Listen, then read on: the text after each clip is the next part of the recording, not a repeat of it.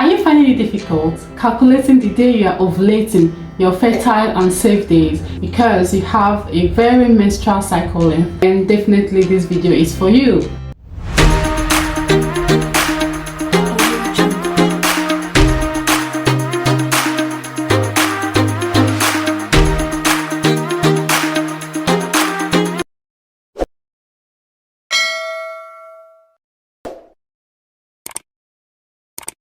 Hello guys, what's up and welcome back once again to my channel. This is Get Value with Nurse Chinyere, and in this channel we talk about everything health.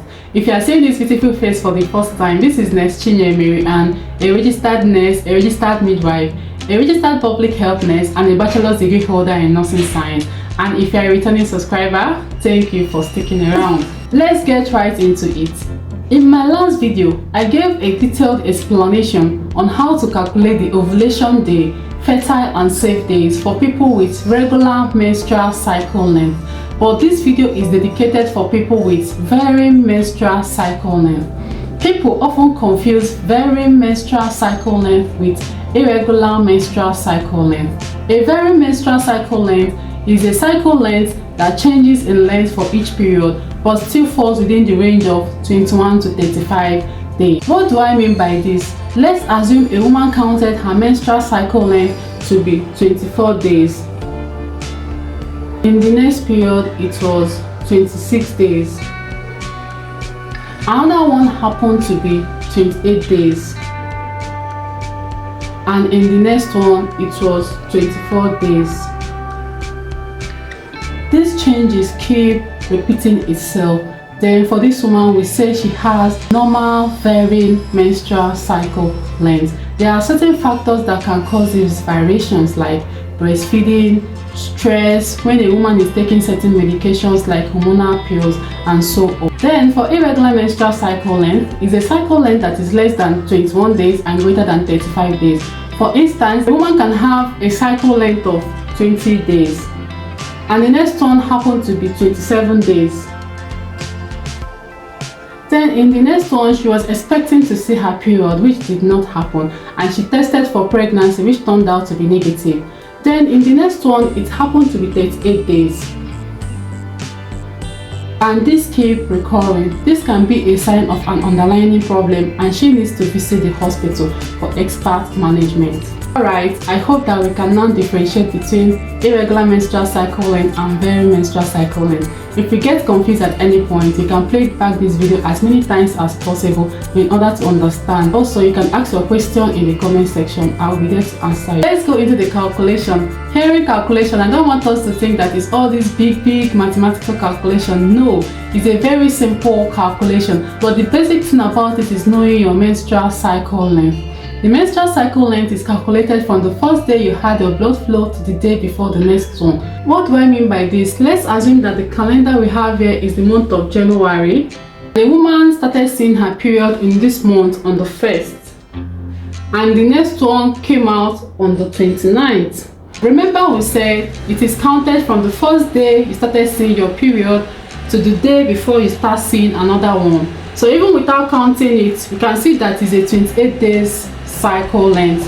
It's starting from there, the next one happened here, so counting from here to here is a 28 days cycle length. If you are interested in knowing how to calculate your menstrual cycle length, I made a detailed video on how to do that. The link is somewhere here. You can click on that to watch. It is advisable to keep a record of your menstrual cycle length for at least 6 months. This is a record a woman has been keeping for the past 6 months, and she wants to know her fertile and safe days in the month of July. Let's assume that she started seeing her period in this month, 3rd. This is the first day. Okay, let's keep this aside. Let's go back to the record you have and pick the shortest and the longest cycle length. Looking at this record, we find out that 24 is the shortest cycle length, while 30 is the longest cycle length. So 24 days as the shortest and 30 days as the longest. The next thing is to subtract 18 from 24 and subtract 11 from 30.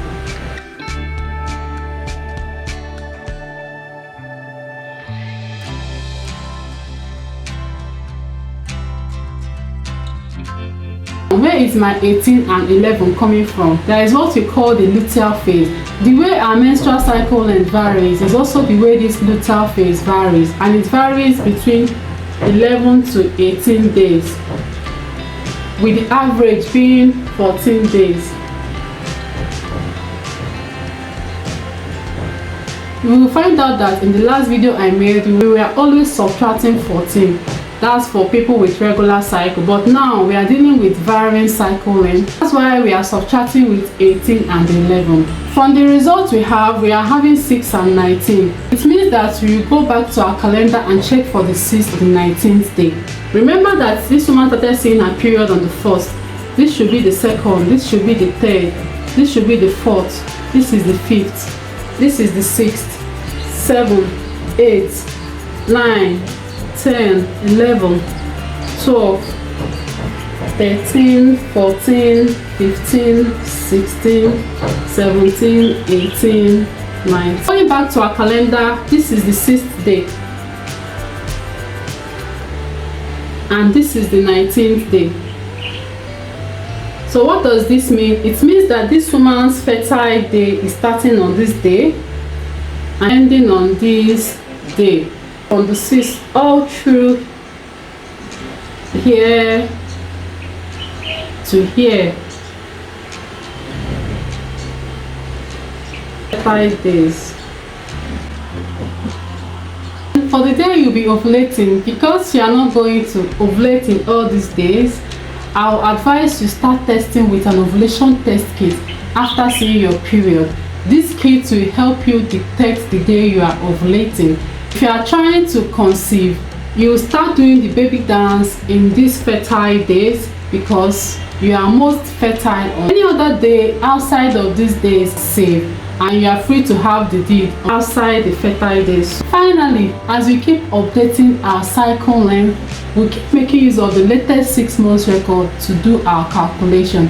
Okay? Alright, that's it for this video. I hope you all got value from it, and if you did, why haven't you subscribed and share my videos to your friends?